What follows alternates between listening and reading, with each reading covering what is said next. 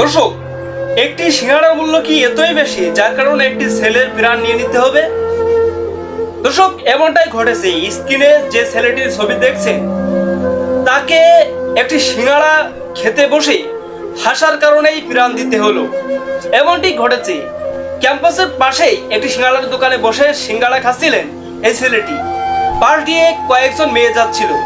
ছেলেটি সিঙ্গাড়া খাচ্ছিল আর হাসছিল, আর এটি গায়ে লেগেছিল ওই মেয়েদের। ছেলেটা নাকি ওই মেয়েদেরকে টিজ করেছে, এটাই তাদের অভিযোগ। মেয়ে দুটো কলেজের ইউনিভার্সিটির প্রক্টরের কাছে গিয়ে অভিযোগ করলো ছেলেটির নামে। ছেলেটিকে প্রক্টর সাহেব ডেকে নিলেন এবং তাকে বকাঝকাও করলেন, কোনো কিছু বাছ বিচার না করে, ঘটনার বিস্তারিত না জেনেই। ছেলেটি মান সম্মান বাঁচাতে ক্ষমাও চাইলেন, যেহেতু মান সম্মানের প্রশ্ন।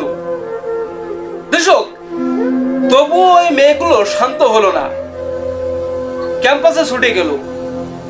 বয়ফ্রেন্ডদেরকে নানা ধরনের অপমানের গল্প শোনালো।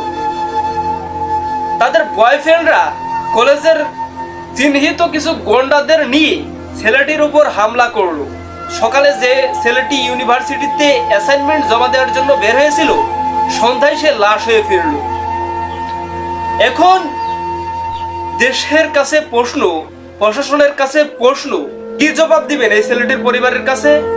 যেখানে প্রাইভেট ইউনিভার্সিটিগুলোতে পড়তে হলে হাজার হাজার টাকা কোর্স ফি দিতে হয়, কোচিং ফি দিতে হয়, সেখানে সকালে অ্যাসাইনমেন্ট জমা দিতে গিয়ে সন্ধ্যায় লাশ হয়ে ফেরা পরিবারটি আসলেই কি বিচার পাবে? কি জবাব দিবে এই সরকার?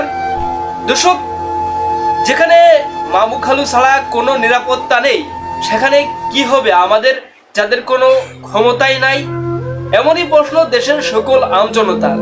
সবাই বলে দিবে আসল বিচার কি পাবে এই ছেলেটির পরিবার, নাকি আড়ালেই থেকে যাবে আরো অন্যান্য ঘটনাগুলোর মতো ধামাচাপা পড়বে এই হত্যার রহস্য? দর্শক, এই ছিল আজকের সর্বশেষ আপডেট নিউজ। যদিও এটি নিউজের মতো করে পড়া না বা নিউজের মতো করে উপস্থাপন করিনি, তো পরবর্তী আপডেট নিউজ সবার আগে পেতে আমাদের চ্যানেলটি সাবস্ক্রাইব করে পাশে থাকুন। ধন্যবাদ সবাইকে। আল্লাহ হাফিজ।